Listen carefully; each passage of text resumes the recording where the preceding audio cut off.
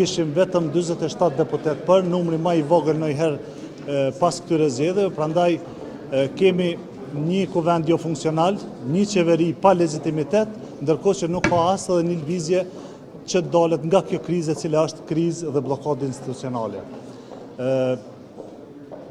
Si LDK ne e shohim me shqetësim situatën politike në të cilën jemi dhe prandaj kemi dalë me propozimin ton, i cili është prezantuar dje nga kryetari, që është një alternativë që e vlerësojmë që është shumë e mirë për daljen nga kjo krizë dhe njëkohësisht t'ju jap përgjigje të gjitha atyre problemeve që sot Kosova ballafaqohet. Këto 15 pika vërtet mendoj se do të kenë impakt